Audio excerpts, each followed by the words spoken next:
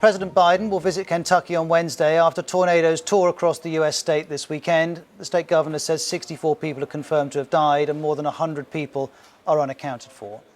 Figures from South Africa, where the Omicron coronavirus variant was first identified, suggest it's less serious in terms of illness and death than the Delta variant. South Africa's president has tested positive for COVID. The American national, Anne Sacoolas, is facing magistrates in the UK charged with causing the death of Harry Dunn by dangerous driving. Ms. Sacoolas was given diplomatic immunity by the US. She'll appear by video link.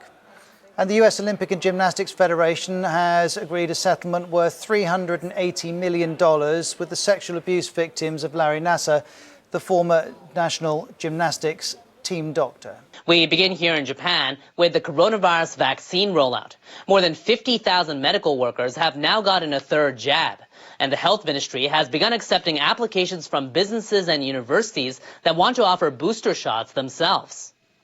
All Nippon Airways is one of the around 800 organizations that applied on Monday. It plans to start with pilots and flight attendants on international lines. We'd like to create an environment where customers can use our service with peace of mind. Hiroshima University in Western Japan also applied on the first day. It plans to ask students if they want to receive a third jab. If third doses are available, I want to get one. I hope it will help prevent infection or severe symptoms. Health ministry officials say approved applicants will get their first deliveries of the Moderna vaccine in mid-February. They would start administering them in March. To qualify, workplaces must be prepared to inoculate at least 1,000 people in principle.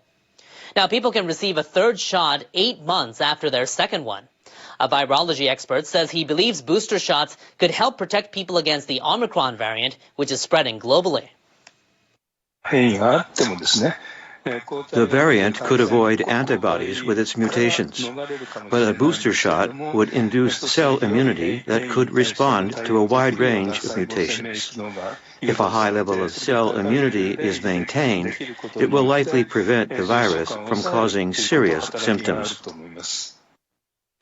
The health ministry confirmed 4 more Omicron infections on Monday, bringing the total number of cases detected in Japan to 17.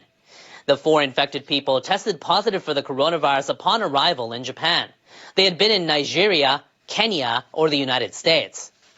The World Health Organization says early data suggests the Omicron variant will likely outpace the Delta strain where community transmission occurs. Omicron has been detected in more than 60 countries and regions. Now, Britain's Prime Minister is urging the public to recognize the sheer pace of the variant's spread in his country and get booster shots. By tomorrow, it'll be the majority of the cases, and it's increasing the whole time. And sadly, yes, Omicron is producing hospitalizations, and sadly, at least one patient has now been confirmed to have died with Omicron. And China's state-run media say the first Omicron case in mainland China was a person who arrived in the city of Tianjin from abroad on Thursday. The latest NHK opinion poll puts the approval rating for the administration of Japanese Prime Minister Kishida Fumio at 50%. The rate is down 3 percentage points from the previous poll last month. The disapproval rating stands at 26%, up 1 point. Nearly 1,200 people responded to the survey over the weekend. They were also asked about the tighter border controls introduced in response to the Omicron variant. The government has banned the new entry of foreigners into Japan. About 80% said they rate the measure positively, but nearly 15% did not have a positive view. Respondents gave their view on the upcoming Beijing Winter Olympics and Paralympics as well. The United States and other countries decided not to send government officials to the Games, citing the human rights situation in China. Japan has yet to decide whether to follow suit. 45% of respondents said they would support Japan in taking similar action. Just over a third said they oppose doing so, and 21% said they're not sure or did not answer.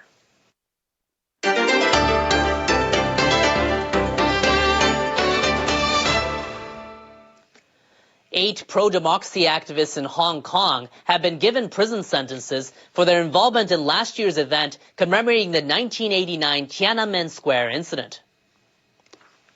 They include Jimmy Lai, the founder of the Apple Daily newspaper, Chow Hang-tung, deputy head of the now disbanded group that organized the June event, and journalist Gwyneth Ho. The three pleaded not guilty to all charges, arguing remembering the victims of the incident does not constitute a crime. A Hong Kong court on Monday sentenced Lai to 13 months in prison, Chow to 12 months, and Ho to 6 months. The remaining 5 defendants who had admitted to the charges were sentenced to up to 14 months. The 8 were among 26 activists who were charged with inciting citizens to take part in an unauthorized gathering.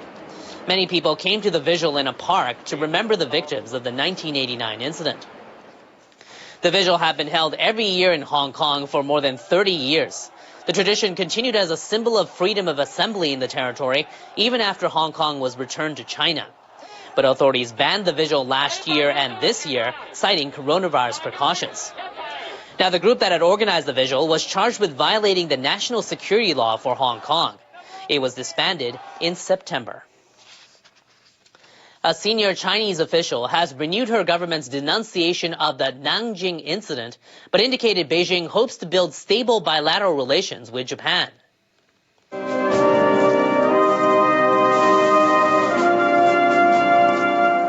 China designates December 13th as a day to mourn the victims of what it calls the Nanjing massacre. Vice Premier Sun Chung-lan spoke at a ceremony on Monday in Nanjing, Jiangsu province. She reiterated China's assertion 300,000 people were killed by the now-defunct Imperial Japanese Army after it entered Nanjing in 1937. Japan's government says it's undeniable a large number of non-combatants were killed, but notes it's difficult to determine the correct figure. Sun said China wants to build a relationship with Japan that meets the requirements of the new era by using history as a mirror to develop the future.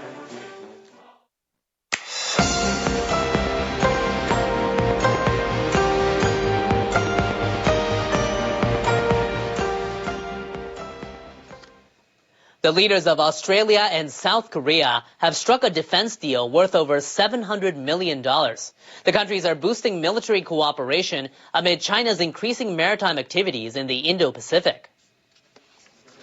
Prime Minister Scott Morrison and President Moon Jae-in attended Monday's signing ceremony in Canberra.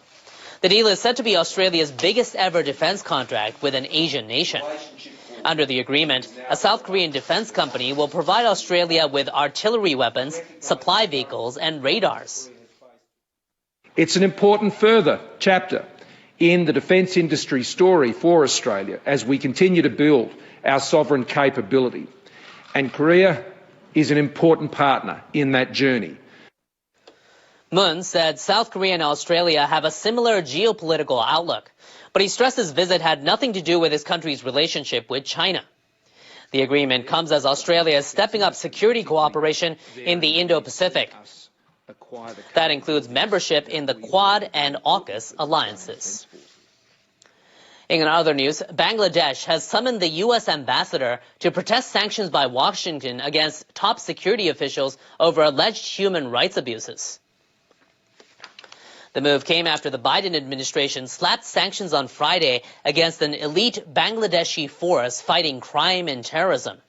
The penalties coincided with the UN's Human Rights Day and the Summit for Democracy hosted by the U.S.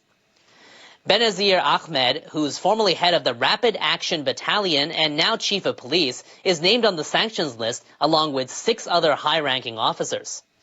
The RAB comprises members of Bangladesh's police, army, Navy, Air Force, and others. The Bangladeshi government reportedly has used the unit against political opponents. NGOs accuse the RAB of carrying out nearly 600 extrajudicial killings since 2018 and involvement in over 600 disappearances since 2009. Bangladesh's Home Minister said the U.S. action may have been based on exaggerated information and was not in line with facts. Moving now to the United States, where rescue workers are racing against time to locate missing people after deadly tornadoes devastated 6 states. They're bracing for the critical 72-hour window, after which chances of survival are said to plunge. The tornadoes tore through the region from Friday night through Saturday, hitting Kentucky the hardest. The exact scale of damage is not yet known. But Kentucky's governor says more than 1,000 homes have been badly damaged.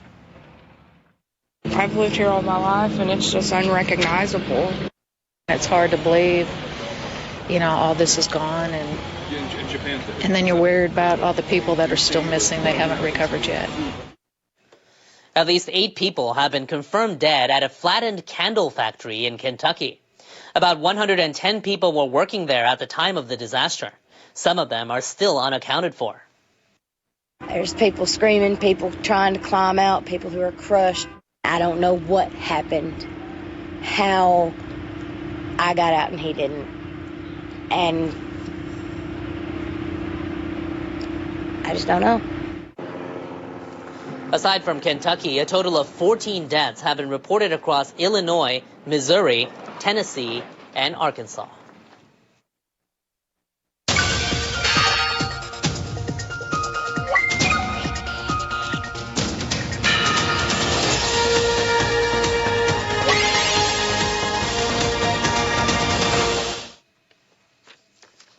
Shifting now to the weather, downpours that lashed northern Spain last week have elevated river levels, flooding houses and submerging vehicles.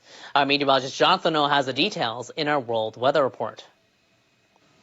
Hello. At the end of last week, we had a system that brought a tremendous amount of rainfall into northern areas of Spain. Thankfully, as we went through the weekend, the rain did end and we had a drier pattern. But just because it didn't rain doesn't mean that we're not dealing with the aftermath. Here is a look at some of the video from the region as the Ebro River burst its banks Sunday after experiencing heavy rains. The storm Bara wreaked havoc in northern Spain, flooding houses and submerging cars. At least a couple of people have been killed. The river reached a depth of 6.18 meters. Spain's emergency military unit sent about 300 troops, 100 vehicles, and a helicopter to deal with that particular situation. At least it looks like it's going to stay dry for the area as high pressure continues to control the pattern.